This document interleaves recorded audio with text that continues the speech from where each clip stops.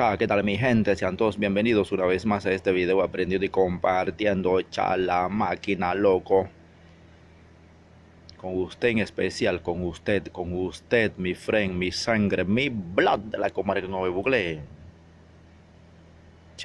El crun de teatro se practicará en lugares exclusivamente apropiados para tal propósito.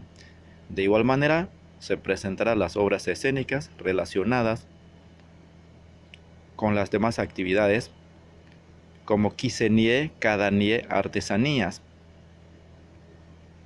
La educación bilingüe intercultural introducirá la enseñanza del las artesanías, la escultura, las obras escénicas y cualquier otras actividades folclóricas.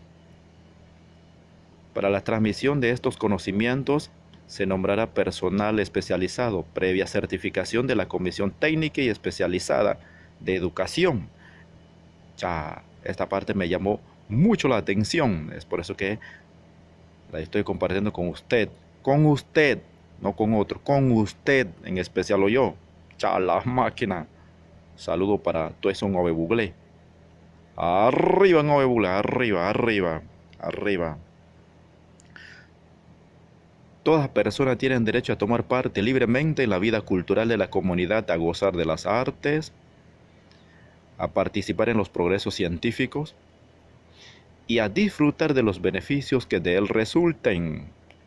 Toda persona tiene derecho a la protección de los intereses morales y materiales que les correspondan por razones de las producciones científicas, literarias y artísticas de que sea autora. El derecho es tu derecho y es mi derecho. Es tu derecho y es mi derecho. Usted es ciudadano panameño en Bugle, con derechos y deberes, dentro de la multiculturalidad de nuestra nación. Si es que plomo nada más, plomo nada más. Si es fuerza y ánimo. Adelante, Bugle, adelante. Será hasta el próximo vídeo.